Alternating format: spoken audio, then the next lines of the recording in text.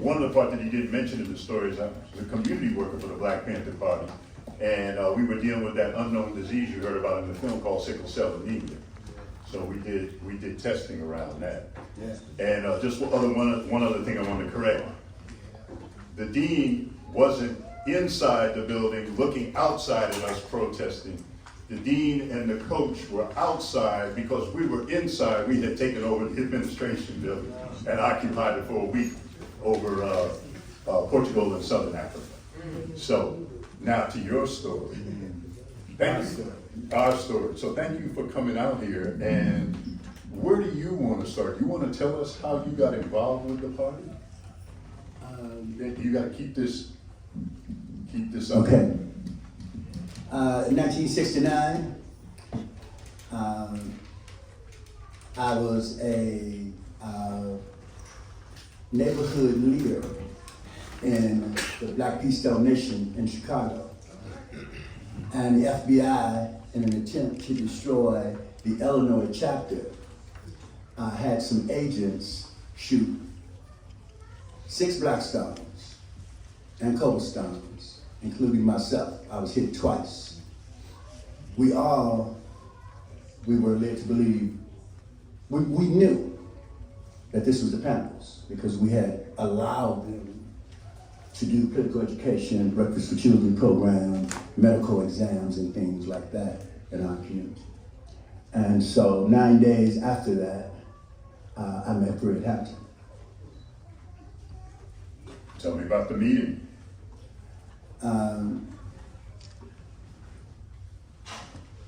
First, I'll tell you, I think the meeting was that the chairman of the Illinois chapter of the Black Panthers was coming to meet with a functional, illiterate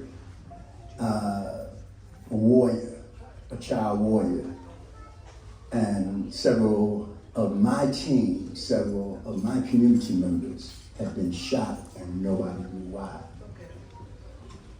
And this organization, which may have been anywhere between 20 and 30,000 strong in the inner city of Chicago, was listening to this conversation. And so when I went in to meet Fred Hampton, who I had never heard of, he was the leader of a small group, comparatively speaking, of Chicagoans. And they fed children and they did things. And so we protected that without having to know anything about it. So we had this meeting. He sees that my bullet wounds are fresh. There was blood running down under my t-shirt. And he separated me and him from his security. And so that was my first impression. And here I am, with full colors and full honors, a soldier. And nothing in between me and a man who I thought, up to the time of our conversation, up till then, you gave these orders. But I have to get some answers because my big homies in there wanted to know why. One of the things that we see is film Chairman Fred speaking out in the plaza in Chicago, speaking in community meetings. but never in a private situation. What was his personality like in those kinds of situations?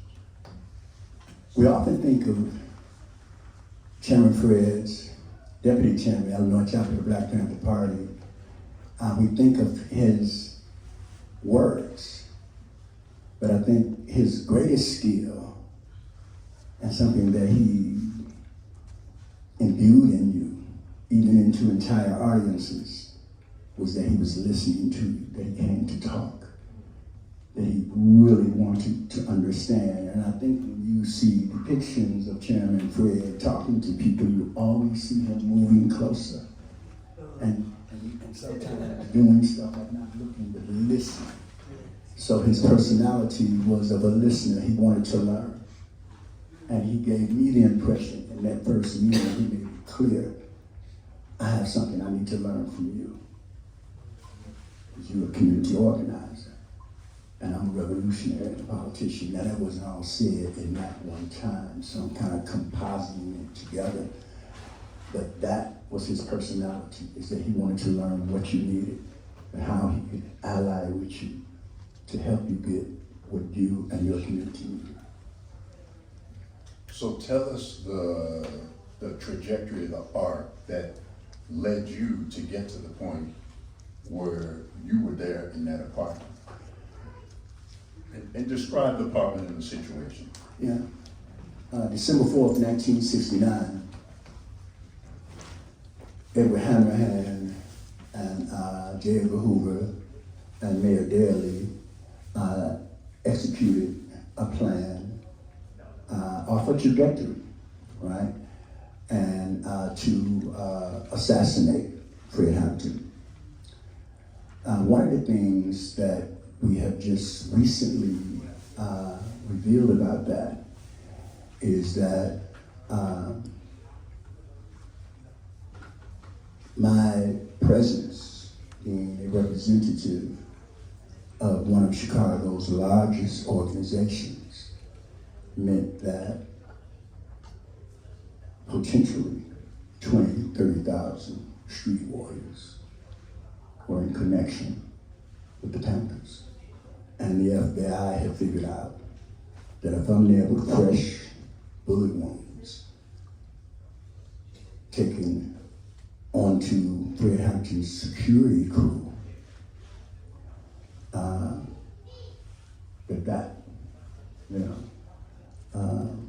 that was part of it.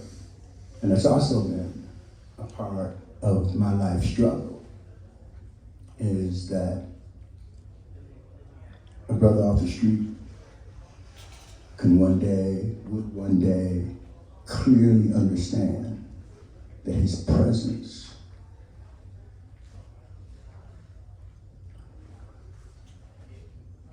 made him complicit. You know, all Panthers were complicit in our whole thing. You know, we told everybody that we would fight. We became complicit, and I'm not saying as though we were guilty, because complicity doesn't mean guilt. It means we were very deliberately.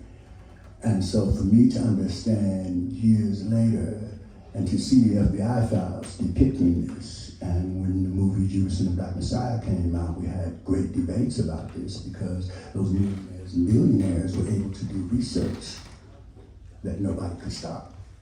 The feds couldn't stop them from getting in there, and they got stuff. And they came back and made these things clear, which is why they built the composite character interacting with Fred at that time. So tell us about the evening. December 4th, 1969, I had a very passionate political education class. After the class, there was a meeting at Chairman's home. And we had some food, you know, people talked, and, you know, we had a lot to discuss. 4:30 that morning, the FBI kicked in both doors and unleashed over 100 rounds into a 2-bedroom house.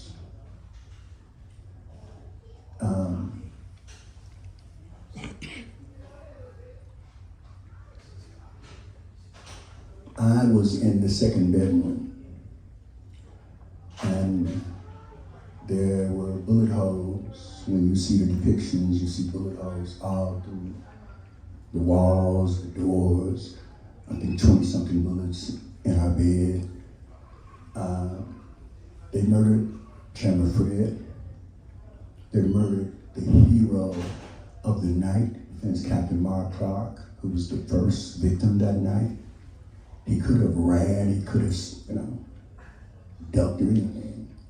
He stood there and he gave us a couple more seconds, because that delay allowed me to get out of the bed, grab my gun, and slow him down a little, simply because I did not get to shoot the shot a hole in my gun.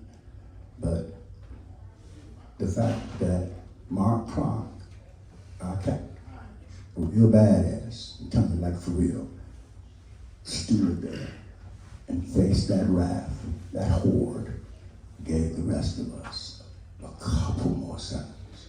And that meant a lot, because had they moved the way their plans said they were going to move, they would have come straight in with such force that nothing could stop them, except Black Panther could delay them. A sacrifice like that could delay them, because they would come straight through, stop at every move, kill everybody. He's gonna murder everybody. Yeah.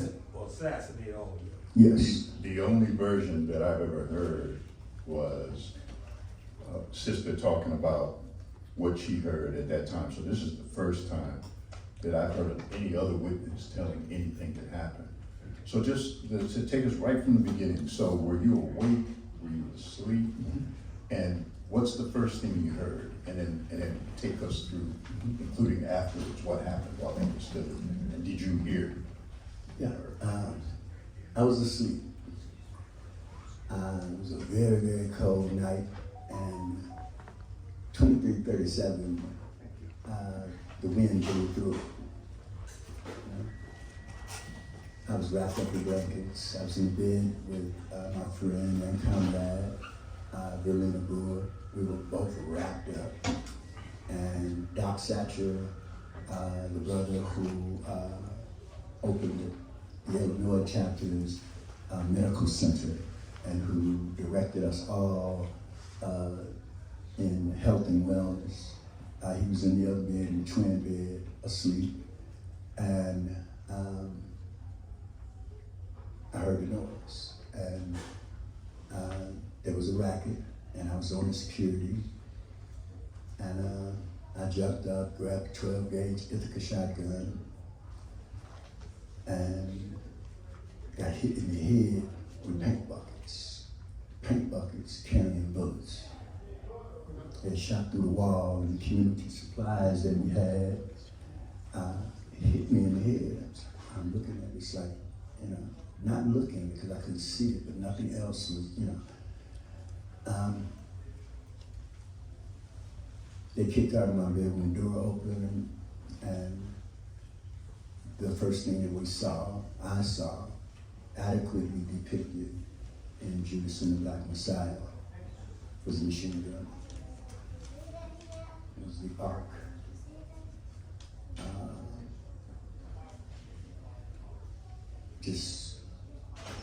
And that's what you saw. It was completely dark.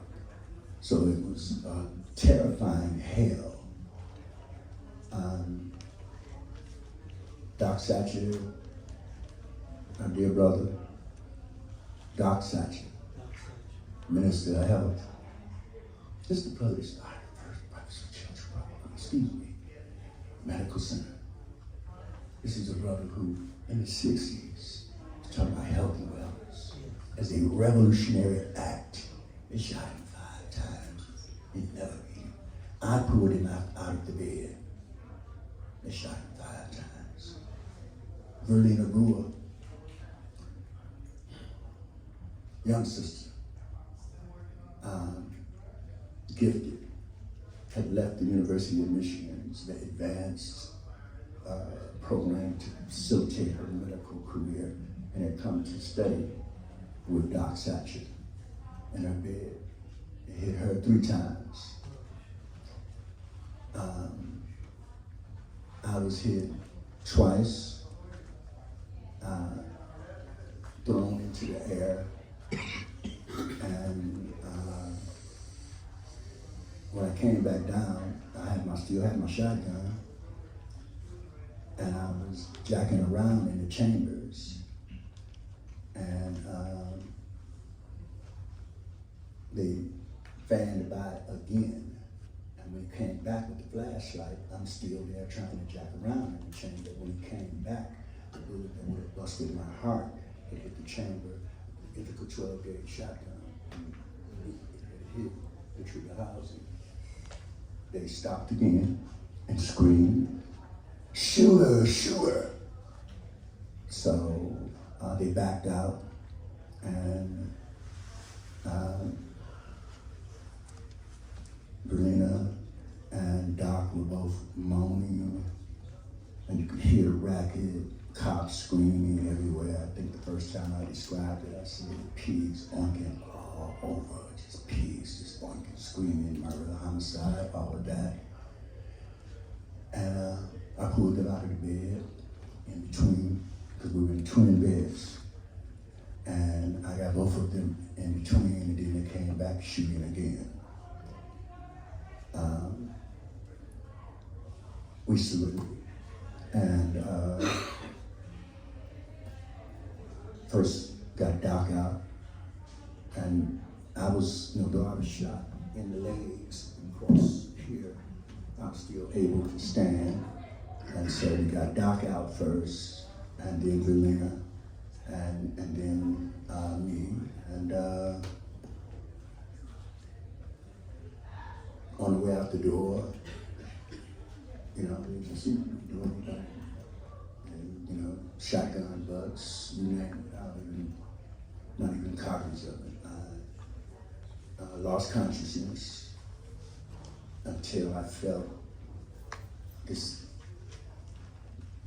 thug, this thump, and they threw somebody on top of me.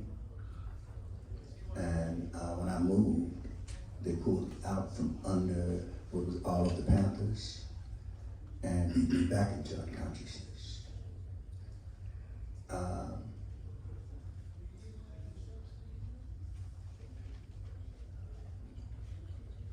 Threw our bodies down the stairs, December 4th, 1969, sub-zero. Into wagons, told jokes. Then we were at the hospital, and we're talking about here too the Black Panthers, but in particular the women of the Black Panthers. So if you've ever been to Chicago or even watched movies, you've seen the Cook County Hospital. You've seen that giant building in those, historically classic columns. So we were in the middle of this, 3 Black Panthers on gurneys, and all of us bleeding. Cops got us surrounded. They put the hospital, they wouldn't let the hospital staff touch us. At a certain point, they just cleared that out.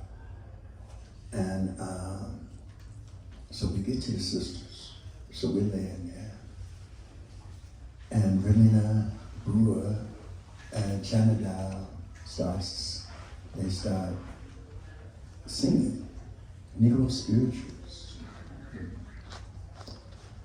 And it got they reach up, grab my hand, I grab Verlina's hand. And so we had 3 Black Panthers with a total of 1, 2, 3, 4, 5, 6, 7, 11 bullets in us. Surrounded by cops. By then the press is there, so it's madness. More cops come, the state cops come, they know, they think, in their mind, the Panthers are coming. We start singing, and it was such a shock until the hospital only thing that you could hear. The cops turn around to look at us, and the doctors were able to get through and save our lives. That's great. Okay. So give him a round of applause. We're not finished, but I just want I don't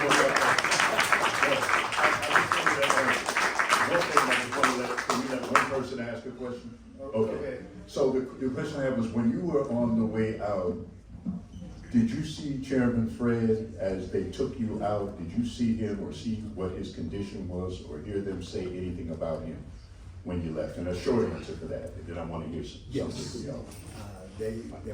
Yes. While we were being restrained in the kitchen after the shooting, there was, is he dead? And then there was some gunfire. He is now. So you're confirming the story that we had heard. Other people had heard that? Yeah. Okay, so let's take one quick question, because we're gonna serve the people. We're gonna hear a question from somebody. Raise your hand if you have a question. All right. If you want to identify yourself, you can. Now this would be a question. Let me show you, because we don't have time. My name is I got Reverend it. Keith Finesse Jackson, and I think I have some understanding that someone infiltrated that attack against y'all. That was a part of your Black Panther Party. Told them where y'all was sleeping at and all that. Good question. Good question. Yes. The Black Panther Party, as were most of the organizations, the resistance organizations of Black people, was deeply infiltrated, but also the infiltration might have taken place with the leverage. That's what O'Neill claimed, is that they leveraged him. And once you bite, once you take a bite, they got you. Also, if you read the history, look at those movies. In between, there's a lot of truth. And I'm having one of those moments called memory full. What was the name of the Judas in real life? William O'Neill. So just quick. We were doing a tour at the Schomburg and had an exhibit of the photographs. Fred Hampton Jr. was there because all the cops were given a tour of the exhibit. I went over to a picture of Chairman Fred on stage, and there on the right side, in his security, was William O'Neill. So I went and got Fred Jr. and pointed him out to him, did a quick interview with him. But in the film, he was a composite. He's a real person that gave the layout and everything. Okay, I want to thank you all, and Not yet. No, I'm thanking them. I'm not saying go home. I'm just saying thank you, and let's give another round of applause here for this.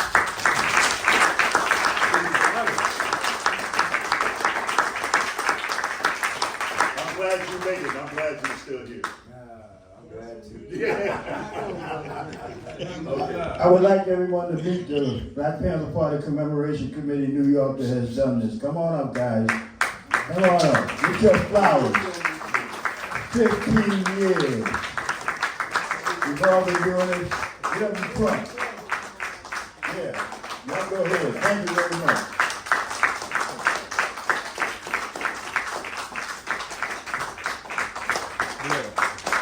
Yeah, okay. Y'all gonna stand up for him or what? Well, all right, I'm huh? gonna stand up for him. Standing ovation, he said. 15 years we've been doing this. 15 years. Thank you.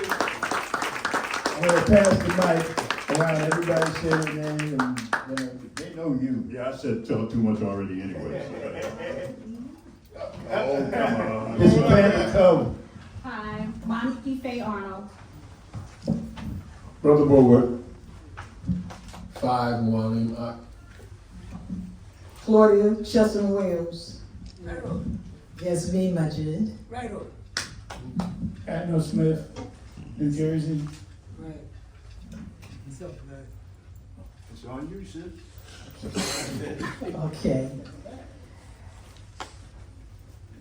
I can't remember when this brother joined the commemoration, because he wasn't with us from the beginning. But when he came, he was such an asset for us.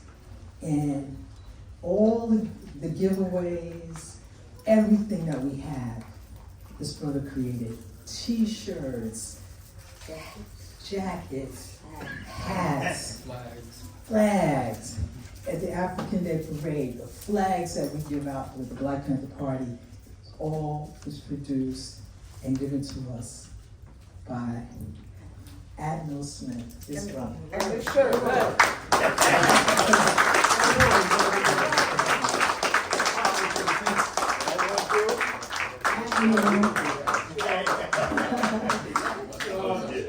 When you walk around, like anything that, every city that Panthers are in, that they have a program of any kind, it's our brother Admiral that has created the publicity, all of the products, everything.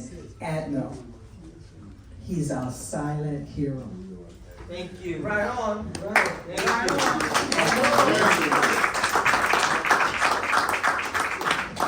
So, Conrad, because you are another designer and another one would like to create, we would like to present this award to you, and I want to read it. Thank you. Presented to Admiral Smith to honor your courage, endurance, faith, and love for the people. That's right. Revolutionary love, your PPP comrades. Right here. And your comrades out there, that's fantastic. Right on, This is Adam. to you. Right on.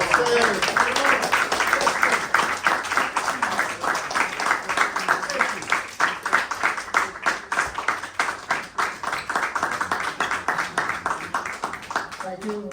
More power to the people. You know, once I had acquired some time and I got together with a lot of the old comrades, I said that, we need to develop legacy keepers.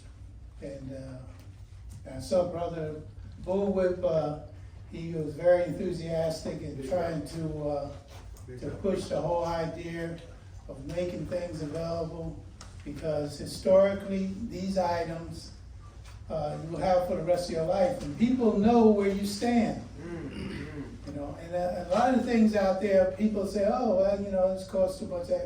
But the point is that the money goes back into those who are incarcerated, or those who we have to remember, such as the burial flags. Yasmin has made a knitted one that goes around to all those who are with the ancestors. But I thought that the family needed to have something in their household that they can remember.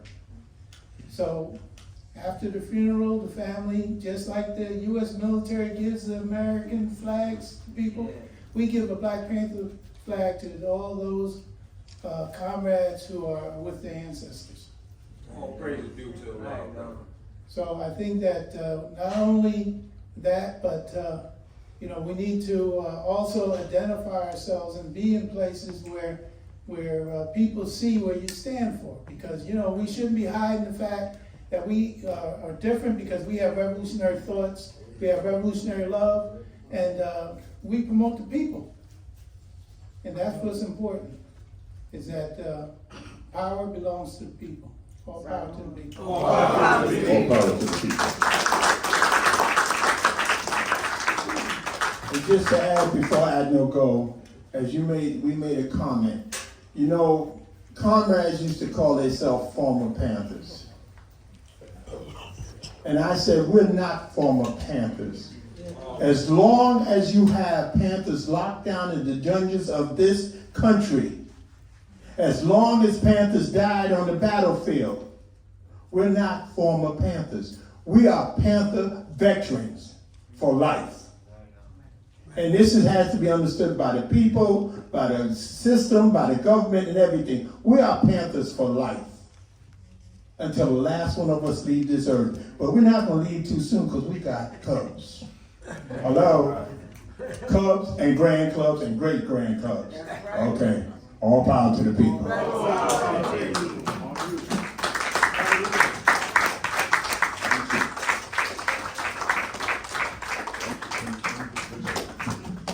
Okay, we got one last little piece of business. Please y'all be seated. Sergeant of Arms, close the door. Please close the door. If we can turn the screen off here for a second so I can see my people here.